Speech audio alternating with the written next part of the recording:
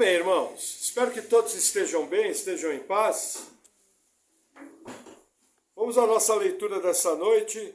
Livro do profeta Oséias, capítulo 7, versículo 1 diz assim: E depois dessas coisas... Apocalipse. Livro do profeta Oséias, capítulo 7, versículo 1 diz assim: Sarando eu a Israel, se descobriu a iniquidade de Efraim, como também as maldades de Samaria, porque praticam a falsidade, e o ladrão entra, e a horda dos salteadores despoja por fora. E não dizem no seu coração que eu me lembro de toda a sua maldade. Agora, pois, os cercam as suas obras, diante da minha face estão. Com a sua malícia alegram ao rei, e com as suas mentiras aos príncipes. Todos eles são adúlteros, são semelhantes ao forno aceso pelo padeiro, que cessa de mexer nas brasas, depois que amassou a massa, até que seja levedada. E no dia do nosso rei, os príncipes se tornam doentes com frascos de vinho. Ele estendeu a sua mão com os escarnecedores, porque preparam o coração como um forno. Na sua emboscada, toda noite dorme o seu padeiro, pela manhã arde como fogo de chama, e todos eles estão quentes como um forno, e consome os seus juízes. Todos os seus reis caem, ninguém entre eles há que me invoque. Efraim se mistura com os povos. Efraim é um bolo que não foi virado. Estrangeiros lhe comeram à força, e ele não o sabe. Também os cabelos brancos se espalharam sobre ele, e não o sabem. E a soberba de Israel testificará diante dele. Todavia não voltarão para o Senhor seu Deus, nem o buscarão em tudo isso. Porque Efraim é como uma pomba ingênua, sem entendimento. Invocam o Egito, vão para a Síria. Quando forem sobre eles, estenderei a minha rede, e como aves do céu os farei descer. Castigá-los-ei conforme o que eles têm ouvido na sua congregação. Ai deles, porque fugiram de mim. Destruição sobre eles, porque se rebelaram contra mim. Eu os remi, mas disseram mentiras contra mim, e não clamaram a mim com seu coração, mas davam uivos nas suas camas. Para o trigo e para o vinho se ajuntam, mas contra mim se rebelam. Eu os corrigi e lhes esforcei os braços, mas pensam mal contra mim. Eles voltaram, mas não para o Altíssimo. Fizeram-se como um arco enganador. Caem a espada os seus príncipes, por causa do furor da sua língua. Esse será o seu escárnio na terra do Egito. Até aqui. Senhor, obrigado por tua palavra. Pedimos que o Senhor venha edificando tua igreja. Em nome de Jesus, amém. Amém, irmãos? Pode se assentar?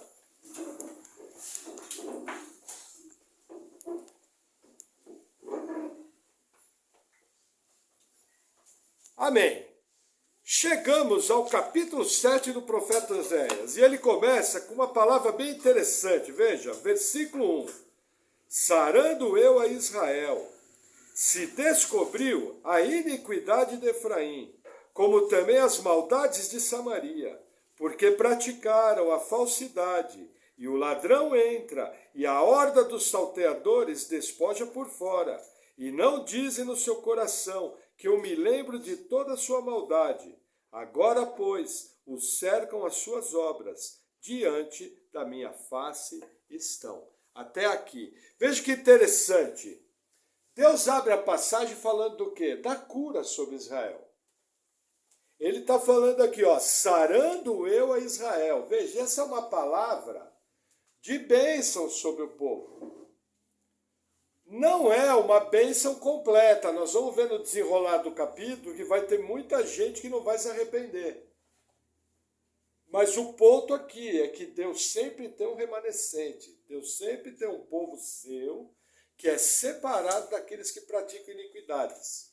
Agora, olha que interessante. Esse sará, essa cura, pela narrativa, veja, ela tem que começar com o quê? Mostrar o pecado, expor o pecado, arrependimento. Não existe restauração sem confissão de pecado, sem arrependimento de pecado. Não adianta jogar embaixo do tapete, não adianta esconder. Deus conhece o coração de cada um. Deus sabe o que cada um pratica quando ninguém está olhando. Deus sabe o que você vê no celular. Deus sabe o que você pensa. Deus sabe das suas atitudes quando você está sozinho. Então aqui já fica uma lição muito importante. Veja, toda a restauração do povo de Deus passa por confissão de pecado. Basta você lembrar quando você foi chamado. Assim que você nasceu de novo, passou a amar o Senhor, começou a andar em novidade de vida, cada pecado que o Senhor te trazia.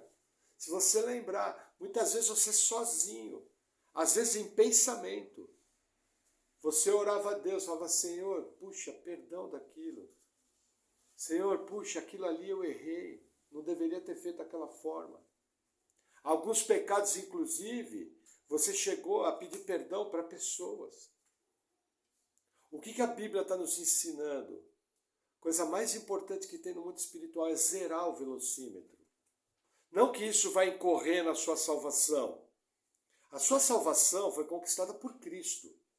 A sua salvação foi conquistada na obra da cruz do Calvário. Mas um dos aspectos principais dessa salvação é você dar nome aos bois.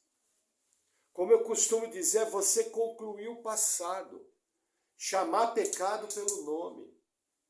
Abrir o jogo com Deus. Não ficar escondendo as coisas. Qual é o problema? Muitas vezes, algumas teologias de hoje, eles ensinam uma graça barata. Eles ensinam uma graça que não é bíblica. Veja, muitas pessoas sequer confessam seus pecados diante de Deus. Sabe, zerar o velocímetro. Aquelas coisas que só você e Deus sabem. Existem segredos no nosso coração que nem o nosso cônjuge, que é a pessoa mais próxima que nós temos, às vezes nem os nossos pais também são muito próximos, sabem. Somente você e Deus.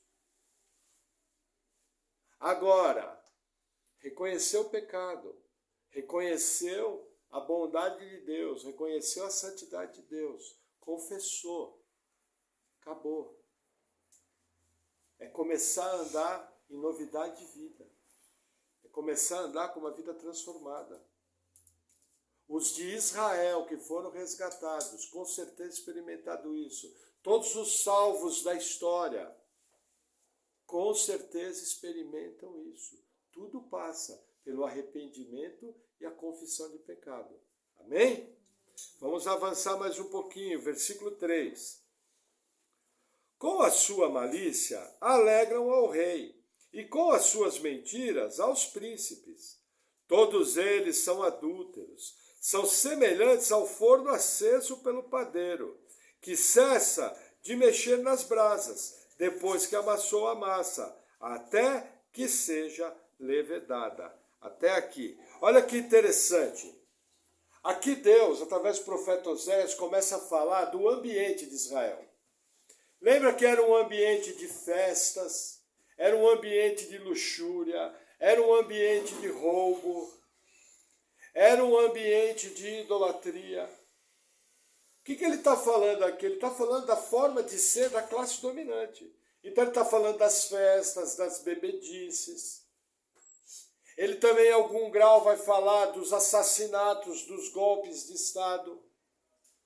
Para vocês terem uma ideia, Israel teve 4 reis assassinados. Normalmente, o ambiente que a gente vê que aconteceram assassinatos na Bíblia eram ambientes de festa. Nesses ambientes de festa, normalmente havia a traição de algum grande general. A comparação aqui é a seguinte: primeiro, esses homens são maldosos, esses homens estão terríveis, e o rei aprova isso. A palavra fala que o rei se alegra com a malícia desses homens. Segundo, a maldade deles é como um forno. Quem aqui conhece forno a lenha? Quando esse forno é bem feito e você ateia fogo nele, Chega um momento que não precisa mais mexer na brasa. Você mexe na brasa enquanto o fogo está crescendo. Chega um momento que ele fica sustentável. E o calor dele se mantém por um bom tempo. O que ele está falando aqui? Ele está falando que a malícia desses homens, a maldade desses homens, ela se mantinha. Ela constantemente ocupava a mente e o coração deles. Eles viviam para isso. Esse era o tipo de povo que estava em volta do rei. Esse era o tipo de povo que formava a liderança. Não só bastasse isso, no povo em geral, nós vimos no versículo 1 e 2. Haviam ladrões que roubavam dentro das casas e bandos de ladrões que roubavam fora. O texto no hebraico nos sugere que esse daqui é o tipo de roubo pequeno. É aquele tipo de roubo, normalmente, que não é feito por ladrões muito elaborados.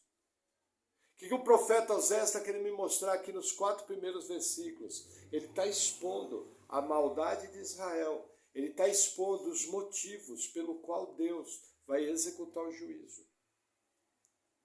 Isso aqui é muito sério. Existem pessoas, irmãos, que a vida deles é só fazer maldade. Cuidado, se afasta, não fique próximo. Sabe, as más companhias corrompem os bons costumes. Seja atento, seja sábio e sempre busque agradar a Deus, sempre busque viver uma vida limpa. É assim que o Senhor nos orienta a viver. Amém?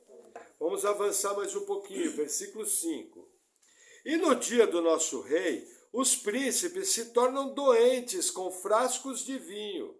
Ele estendeu a sua mão com os escarnecedores. Olha que interessante. Doentes com os frascos de vinho é o seguinte, é o camarada beber tanto, original em hebraico aqui é o seguinte, o cara bebeu tanto que ele passou mal. Desarranjou tudo. Agora imagina, o vinho não é uma bebida com teor alcoólico tão alto. O máximo que o vinho pode ter teor alcoólico é 14%. Não é uma bebida destilada. Esses homens conseguiam beber tanto vinho. Eles se embriagavam nas festas de uma tal forma que eles chegavam a passar mal. Veja, nós temos que lembrar que ali eram verdadeiros banquetes, com muita comida, com muita iguaria. Entendeu? Então, realmente, aqui é um excesso. Imagina, como a gente fala, o camarada bebeu igual um gambá. É o que essa turma fazia. Eles se ajuntavam para embriaguez, lembrando, veja, a Bíblia não proíbe o consumo de bebida alcoólica. Mas, para a Bíblia, alguém que se embriaga é uma coisa terrível, além de ser um pecado grave. Na cultura judaica da Bíblia, quem se embriaga é como se fosse um animal irracional. O judeu, quando via alguém embriagado, considerava aquela pessoa um animal irracional. Eu creio que essa cultura permeia tanto o Antigo como o Novo Testamento. Porque quando Paulo fala das obras da carne, ele coloca bebedices. E bebedices é esse mesmo espírito. É a pessoa que se embriaga, que vira do avesso de tanto beber. Entendeu? Então eu creio que assim, a pessoa pode consumir alguma bebida alcoólica de maneira moderada? Pode, mas aqui não é o caso. Aqui é para virar do avesso. Aqui as pessoas literalmente se drogavam de álcool. E com certeza não usavam coisa pior porque não tinha acesso. Porque se tivesse, eles viravam do avesso. Amém? Alguém pode me servir uma água aqui, por favor? Versículo 6. Porque preparam o coração como um forno, na sua emboscada. Toda noite dormem o seu padeiro. Pela manhã arde como fogo e chama. Até aqui, olha que interessante. Novamente, Oséias vai usar a figura do padeiro. O que ele está falando? Olha, eles maquinam golpes de Estado, eles maquinam homicídio, eles maquinam derrubar o poder. Isso aconteceu. Essa palavra profética de Oséias se cumpriu. Nós vimos isso junto. Veja, Teve o rei Manaém, o rei Peca, o rei Pecaías, todos eles foram assassinados. O rei Zacarias, filho de Jeroboão II, todos foram assassinados. Agora, olha a maldade do povo, a comparação que ele faz. O padeiro fez o trabalho dele, usou o forno durante a noite. Quando ele acordasse de manhã, ele ia ter que acender novamente o fogo ou reavivar.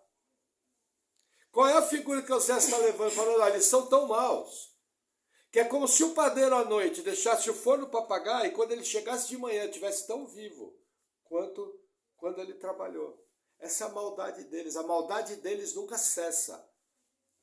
A maldade deles nunca está satisfeita. Ela está sempre pronta para destruir e cumprir os seus planos malignos. Amém? Vamos lá, versículo 7. Todos eles estão quentes como um forno e consomem os seus juízes. Todos os seus reis caem.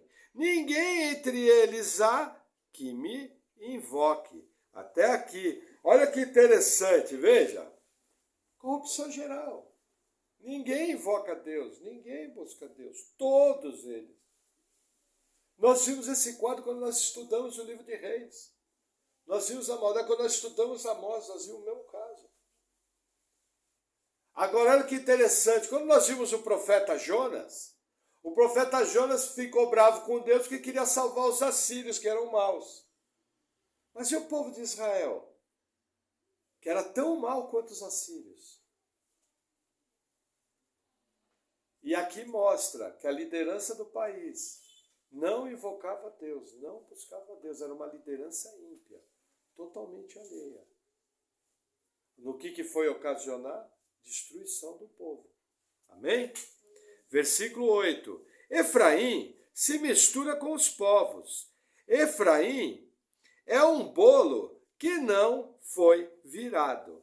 Novamente, veja, isso aqui deveria ser chamado o capítulo do padeiro. Bolo aqui é um pão. Também pode ser traduzido por bolo. Como os pães eram feitos naquela época? Normalmente eles eram assados sob a pedra. Então as pedras eram aquecidas, você colocava o pão, deitava a massa, depois de um tempo você tinha que virar. Se não virasse, você estragava o pão.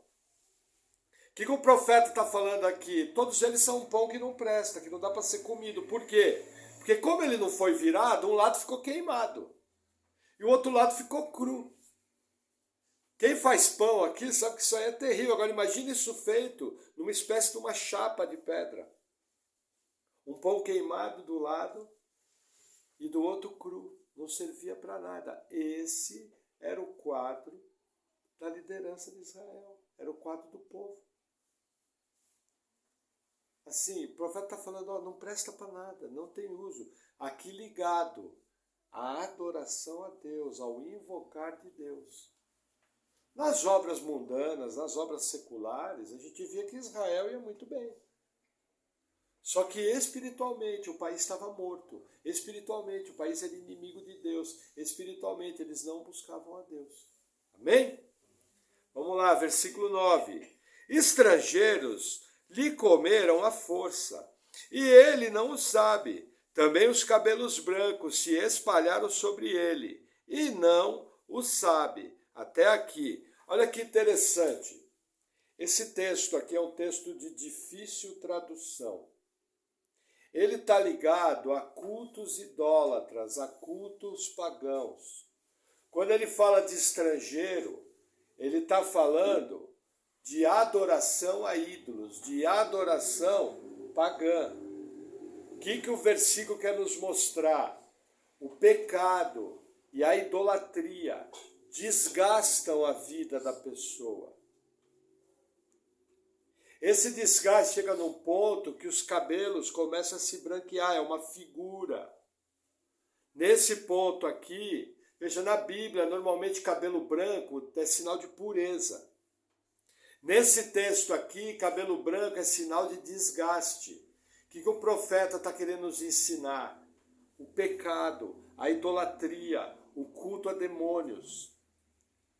Desgasta o povo. Quando eu estava preparando a palavra, que eu estava vendo os comentários que eu vi isso, eu lembrei na minha vida. Eu já conheci muita gente, gente séria, gente de bem, mas que estava numa adoração antibíblica. A expressão da pessoa refletia sofrimento. Algumas pessoas, não estou generalizando, estou falando algumas, elas tinham uma vida desgastada, elas tinham uma vida pisoteada, a vida não andava para frente, só andava em círculos. Começa a lembrar pessoas que você teve contato, que a vida delas era só desgaste, a vida delas era só andar em Cristo, a pessoa não tinha paz, a pessoa não tinha tranquilidade, virava e mexia, eram problemas que ferviam, que surgiam. Começa a prestar atenção na vida dessas pessoas e começa a prestar atenção na prática espiritual. Até pessoas que se dizem evangélicas, até pessoas que se dizem cristãs, mas não estão numa prática correta. A vida delas não flui, a vida delas é uma luta, a vida delas é desgaste. A vida delas é um começar e não acabar. A pessoa anda 2 passos para frente, 3 para trás. Tudo isso é consequência de um culto errado. É o que o versículo está querendo nos ensinar. Israel entrou num culto pagão errado. Israel mergulhou no pecado. Esse mergulho no pecado trouxe desgaste, trouxe canseira, trouxe cabelo branco por causa da transgressão. Lógico, como crentes, nós temos lutas. Mas veja, nas lutas a Bíblia fala que Deus te fortalece. E que o poder dele se aperfeiçoa na nossa fraqueza. É diferente. Você encontra forças onde você não imaginava. Porque vem de Deus. Agora, quando o culto está errado, você não encontra essa força. O que você encontra é um dreno, sugando a sua energia. Amém? Vamos avançar mais um pouquinho, versículo 10.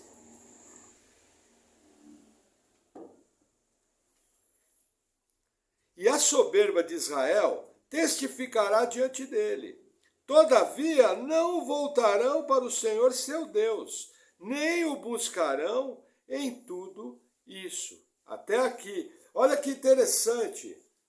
Desprezo a Deus.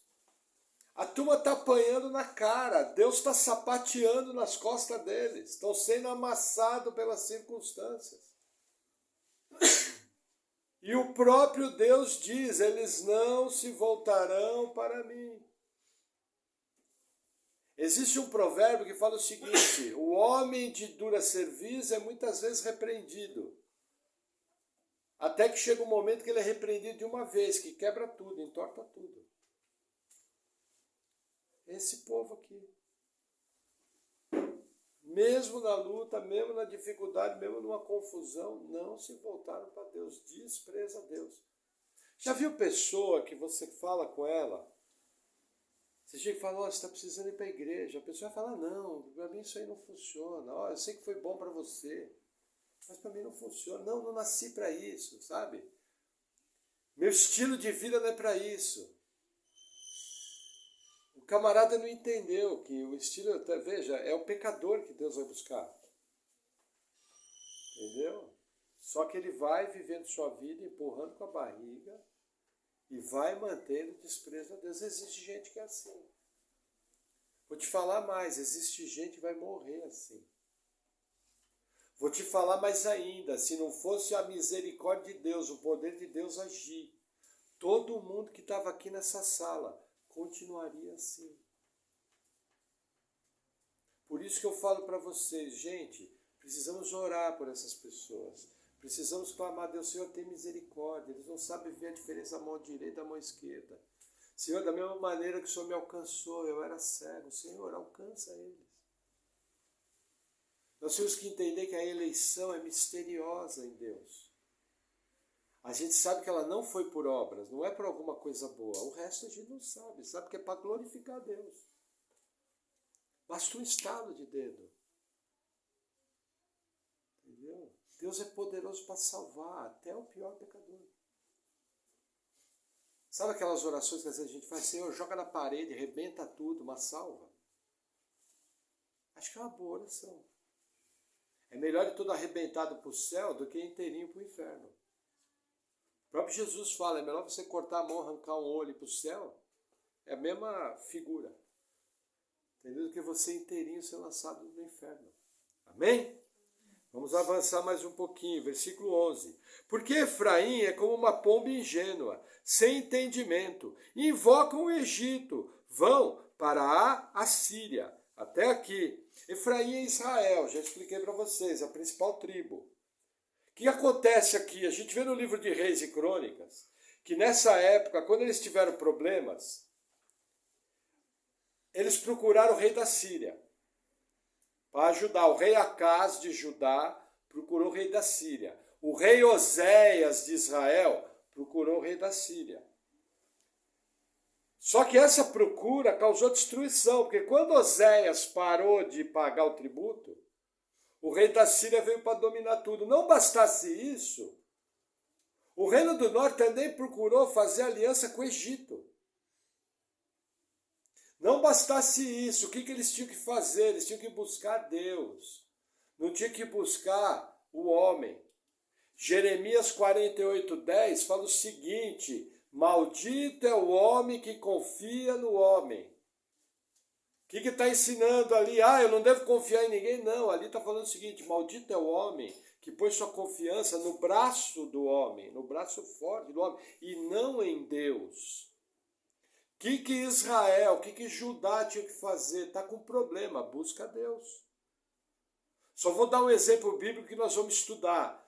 Quando o Reino do Norte caiu, na mesma campanha militar, Judá e Jerusalém foram cercados. O que Ezequias fez, orientado pelo profeta Isaías?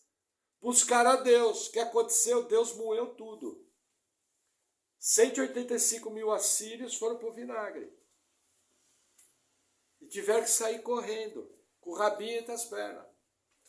Mas por quê? O rei e o povo buscaram a Deus. O que eu aprendo aqui? Irmãos, Deus pode usar pessoas para nos ajudar? Pode. Mas quem ajuda é Deus. Até através das pessoas. Então, mesmo que você recebeu o auxílio, entenda, é o braço poderoso de Deus que está ali por trás. Não coloque sua confiança em homens te ajudando, coloque sua confiança em Deus. Esse Deus também usa homens, mas tudo vem dele. Amém? Versículo 12. Quando forem, sobre eles estenderei a minha rede, e como aves do céu os farei descer, castigá-los-ei, conforme o que eles têm ouvido na sua congregação. Ai deles, porque fugiram de mim.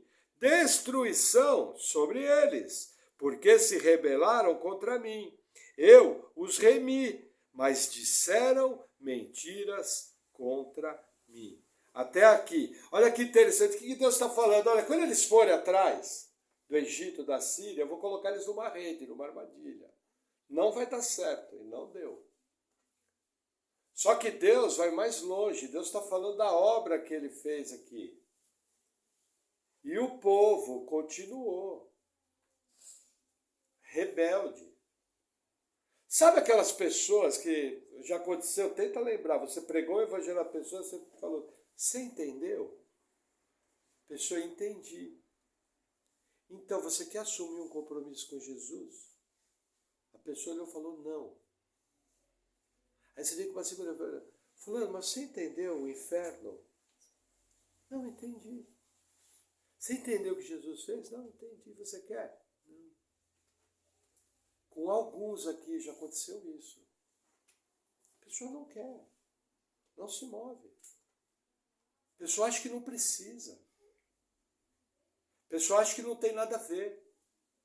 A pessoa acha que são palavras de um livro antigo, onde um monte de velhinho caduca, que não tinha o que fazer, resolveu escrever lá um monte de coisa, que é para um não ficar fazendo maldade para o outro. Muita gente pensa que a Bíblia é isso, um amontoado de frases para que os homens não façam maldade um com o outro, para que um homem não queira namorar a esposa do outro, a esposa do outro queira namorar outro homem, um não roube o outro. Tem gente que acha que a Bíblia é isso. Escrita por um monte de gente que não tinha o que fazer. São palavras de homens, papel aceita tudo. Então ela não precisa, veja. Eu acredito que existe um Criador. Mas o Criador que eu acredito, ele é bom, ele não manda ninguém para o inferno. Pergunta aí no mundo, vai no velório. No velório você vai ouvir os maiores absurdos. O cara foi cachaceiro, 7 amantes, roubava todo mundo, brigava com todo mundo, morreu, vai para o céu. É uma coisa assim interessante. Sabe, é que nem a doutrina da eleição. Você perguntar, Jesus morreu por todo mundo? A pessoa vai falar sim. Tá, então quem é que vai para o inferno se ele morreu por todo mundo? Pera lá. O sacrifício de Jesus tinha poder para salvar todo mundo. Porém, a Bíblia me ensina que de maneira eficaz só vai ser salva a sua igreja. Só vai ser salvo eu e você, que fomos alcançados pela graça. E cremos, nos arrependemos. É o que a gente chama de chamado eficaz, de expiação eficaz. Senão o que aconteceria? Que nem o exemplo do pastor Wilson Porte. Na maior boa do mundo, eu, você e Nero ia estar adorando Jesus lá no céu. Jesus morreu por todo mundo. O Hitler ia estar junto. O Stalin ia estar junto. Aí você ia perguntar, e aí Stalin, você creu? Ele ia pensar, creu em quê? Está falando o quê? Eu só estou aqui porque Jesus morreu pelo mundo inteiro. É assim que funciona? Não. Só vai ser salvo quem se arrepender, quem crê. Sabe? É a mentalidade do povo aqui. Entende? É a mentalidade. Isso, aí só apaga lá, João. É a mentalidade que muitos têm hoje em dia. A pessoa não tem noção de pecado. Tá joia, João? Valeu, fechou. As pessoas não têm noção de pecado. É o que acontece hoje em dia. Por isso que você prega e bate numa parede. E infelizmente, muitos vão ser assim. E infelizmente, o lago de fogo vai estar cheio. Agora, qual que é o nosso papel? Nós não sabemos quem é salvo. Nosso papel é pregar. Nosso papel é orar. Nosso papel é compartilhar o evangelho e crer que Deus é poderoso para salvar até o pior pecador.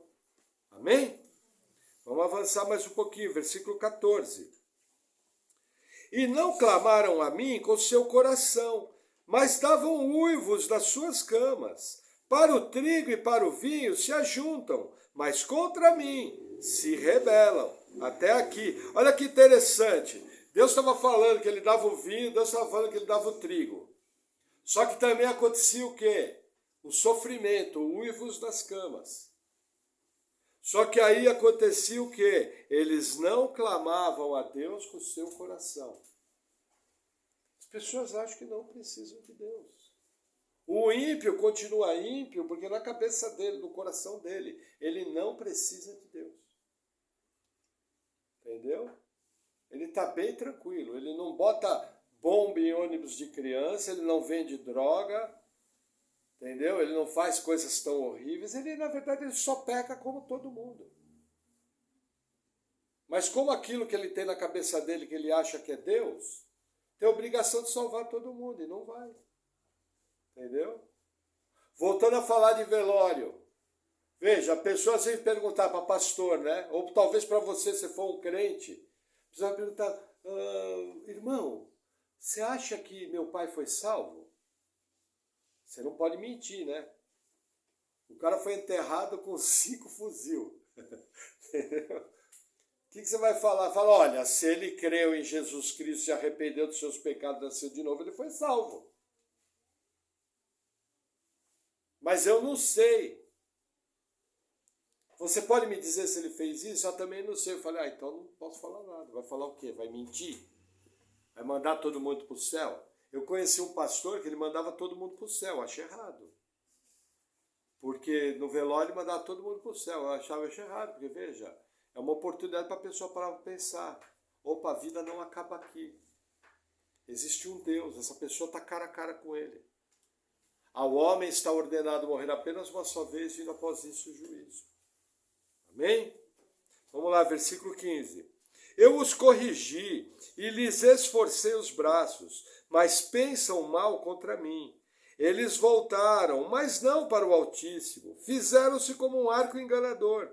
Caem à espada os seus príncipes, por causa do furor da sua língua.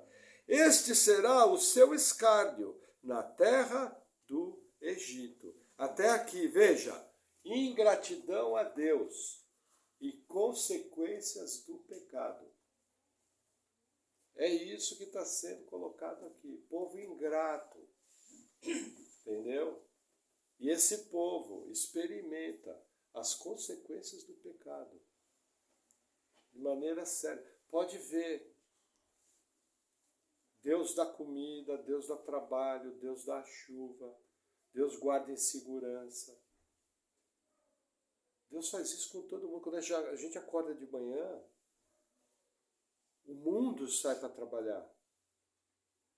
Se esse mundo fosse entregue ao próprio homem, se não houvesse um Deus soberano que controla, o que a maldade humana ia fazer?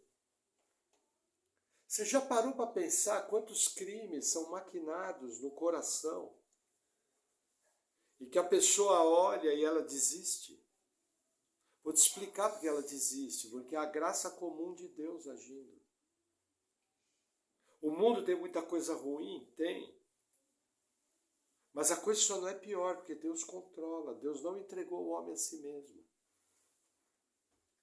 Porque se entregasse, seria pior ainda. Se entregasse, o mundo seria um bando de órfãos, um bando de viúvas. Porque o homem sem freio não tem limite.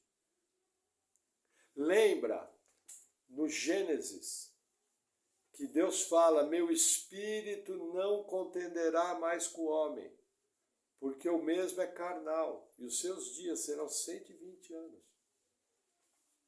Quem contende com o homem é o ministério do Espírito Santo. É ele que mantém a coisa sob controle.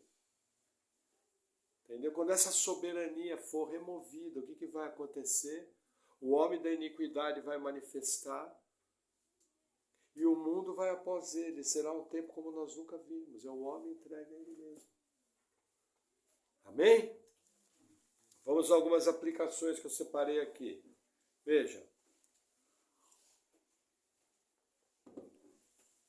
Conversão tem que ser seguida de uma vida limpa.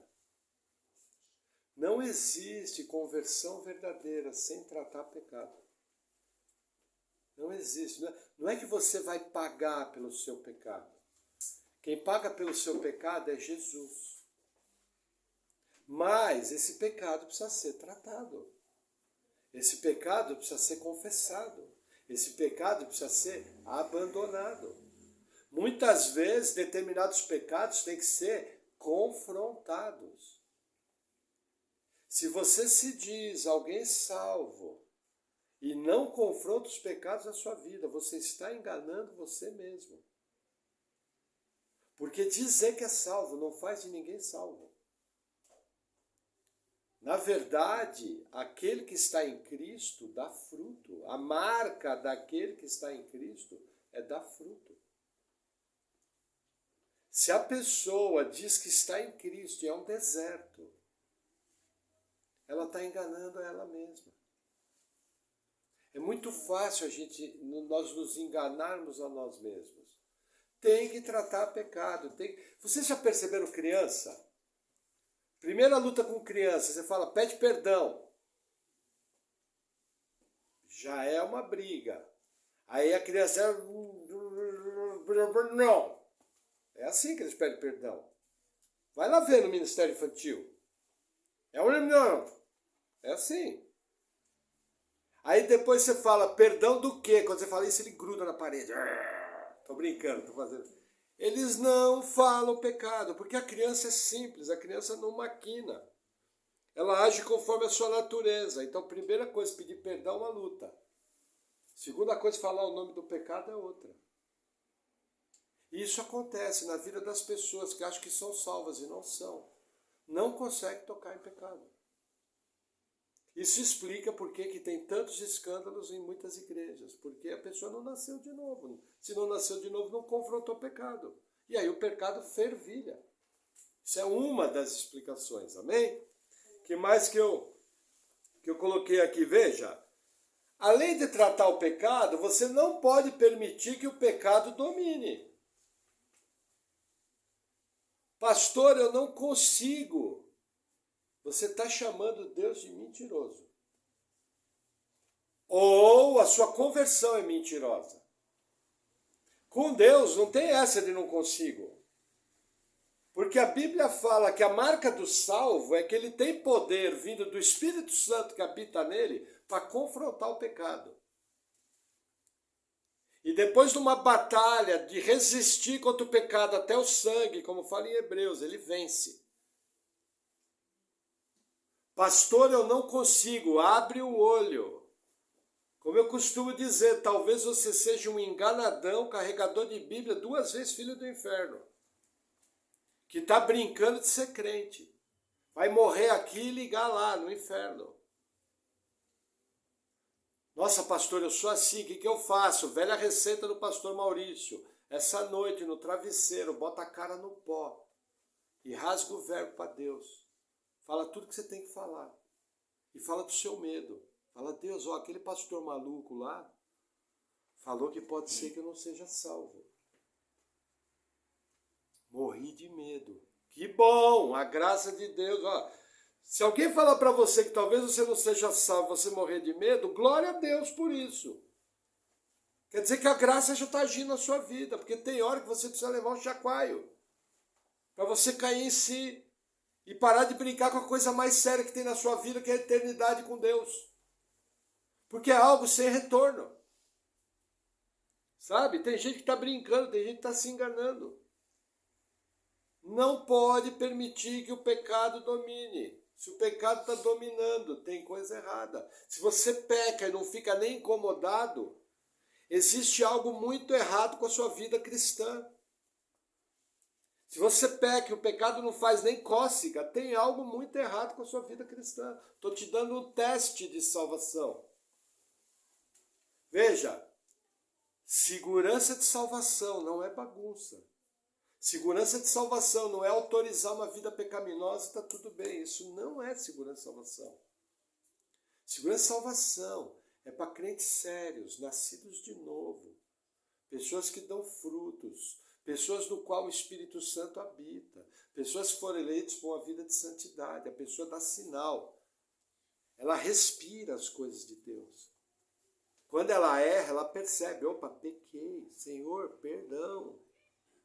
Ela tem nojo do pecado. Da mesma maneira que o Deus Espírito Santo que habita nela, também tem nojo. Então, cuidado. É isso que salta da atividade profética.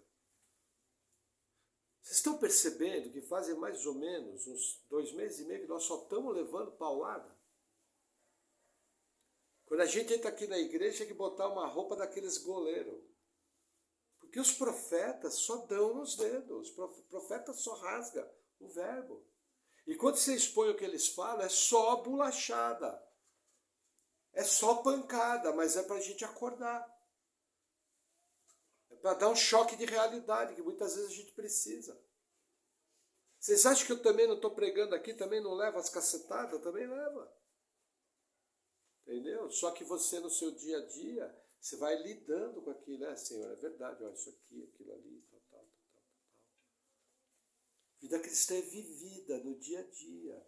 É uma fé inteligente que recebe a palavra e responde. Entendeu? É uma fé ativa. Não é um misticismo, eu estou indo para a igreja e sou salvo uma ova. E para a igreja, qualquer fariseu cego pode ir. Entendeu? Agora, ser nascido de novo da água e do Espírito, alcançado pela graça de Deus, e dar frutos dignos de arrependimento, é outra história. É isso que salta dos profetas. Amém? Que mais que eu coloquei aqui? Veja. Deus ele coloca, veja, Deus ele coloca dificuldades e provas para nos purificar. Não somente isso, para gerar fruto.